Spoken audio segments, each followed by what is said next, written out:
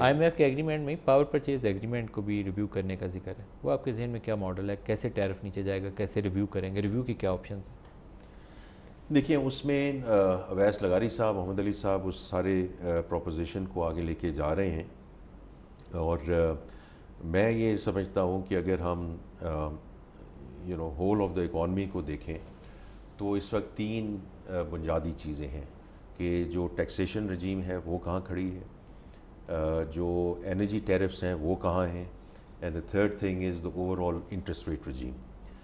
تو interest rates تو الحمدللہ they have started coming down. آپ نے جیسے ذکر کیا اس میں اور ہونے کی ضرورت ہے، باقی لوگ بھی کہہ رہے ہیں انشاءاللہ وہ بتدریج جاتا رہا. I think there we are on a very clear trajectory. Taxation کی میں نے بات کری ہے کہ وہ ہم ایڈیشنل میجرز نہیں، انفورسمنٹ اینڈ کمپلائنس کریں گے. اور پھر جو طبقات پہ اس وقت زیادہ بوجھ ڈالا گیا ہے، ونس دیٹس دیئر انشاءاللہ ہم ان ریٹس کو نیچے لے کر آئیں گے. پاور سیکٹر میں ابھی بات کر رہا ہوں تو ٹیکسیشن سائڈ. اب آ جائیے اب پاور سیکٹر پہ. اب پاور سیکٹر پہ کئی چیزیں چل رہی ہیں. پہلے تو جو اویس لغاری صاحب نے کام کیا ہے کہ جو کچھ جینکوز ہیں اور کچھ ڈسکوز ہیں ان کے بورڈز کو چینج کیا گیا ہے، because it starts with governance.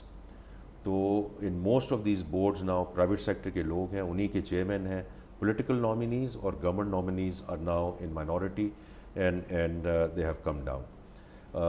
کچھ ہم نے ڈسکوز کو کہا ہے کہ وہ already will go into phase 1 of the privatization program. جہاں تک ٹیرف ریڈکشن کی بات ہے اس میں they are local I P Ps جس پہ اویس لغاری صاحب اور محمد علی صاحب they are taking that forward in terms of negotiating those terms and conditions. اور پھر چائنیز آئی پی پیز ہیں جی. چائنا آپ نے وزٹ کیا تھا، سب سے بڑا بوجھ اس وقت 700 ارب سے زائد کیپیسٹی پیمنٹس کا سی پیک کا ہی ہے. تو اس سے کوئی ملتا ہے آپ کو گنجائش کی نہیں ملتی چائنیز اس سائڈ پہ میں اویس لغاری صاحب and myself we had actually a meeting this morning as well کہ اب ہم نے ان کے ساتھ گفتگو شروع کر دی. چائنیز کا رسپانس کیا؟ دیکھیں in principle they understand, because ہم کیا کہہ رہے ہیں، ہم ان کو یہ کہہ رہے ہیں کہ تین بنیادی نکات ان کے ساتھ بات چیت ہو رہی ہے. ایک تو یہ ہے کہ اگر آپ اس ڈیٹ کو ری پروفائل کریں، ری اسٹرکچر نہیں، بیکاز اس ری اسٹرکچر اور ری پروفائلنگ میں بہت فرق ہے. ری اسٹرکچرنگ مینس کہ آپ ہیئر کٹ لیں، ری پروفائلنگ مینس کہ آپ میچورٹیز کو ایکسٹینڈ کر دیں. اور ہم یہ بھی بات ان سے کر رہے ہیں کہ آپ rather than having this تھوڑی سی ٹیکنیکل بات ہے کہ rather than having it denominated in US dollars ہم اس کو RMB میں لے آئیں، which is ان کے لیے بھی یہ ہے کہ RMB کی انٹرنیشنلائزیشن ہوگی. ہمارے لیے شائبور میں جب ہم جاتے ہیں فرام سافر ٹو شائبور تو ہمیں اس میں تھوڑی سی ریلیف مل جاتی ہے. کتنا ڈیٹ کتنا ہے جو ہمارا وہ؟ تو دیکھیں ابھی انیشل بات شروع ہوئی ہے ان سے، اور آئی تھنک یہ پازیٹیو رسپانس آئی ہے، ہم وہاں سے مل کر آئے ہیں. میں اس پہ اس وقت زیادہ کوئی اسٹیٹمنٹ نہیں دینا چاہتا ادر دین دا فیکٹ کہ we are now very actively engaged. لیکن آپ ڈالر سے چائنیز کرنسی میں جائیں تو آپ کو اس میں بینیفٹ ملتا ہے؟ جی بینیفٹ، روپے پہ پریشر ہٹے گا اس سے؟ جی اس میں ملے گا. اور اس میں بیکاز شائبور جو ہے مچ لوور دین جو ایگزسٹنگ ریٹس ہیں، تو صرف اس کنورژن سے ہمیں یہ جو ہے یہ ہیلپ اس میں ملے گی. بٹ اس پہ جی بڑا تیزی سے کام ہو رہا ہے، because I think every one understands کہ ہم نے ایک تو ریلیف دینی ہے ان ٹرمز آف ٹیرف. دوسرا یہ ہے کہ دیکھیں ہم نے اس کو ہر چیز دیکھنی ہے as a win win situation.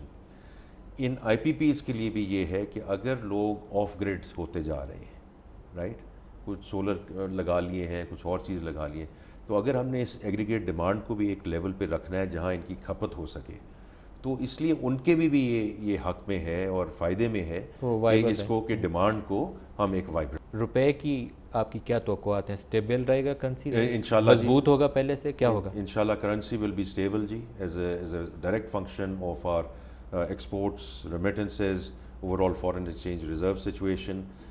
So it will انشاءاللہ remain stable. G D P growth rate کیا اس میں بہتری آنے کے امکان ہے؟ دیکھیے جو میکرو اکنامک اسٹیبلٹی آئی ہے، we have to start moving towards sustainable and inclusive growth. اس میں ندیم ملک صاحب یہ بات کہوں کہ ہمیشہ لوگ یہ کہتے ہیں کہ آئی ایم ایف کے ہوتے ہوتے صرف اسٹیبلائزیشن کی بات ہوتی ہے، گروتھ نہیں ہو سکتا. There are two sectors, agriculture and I T.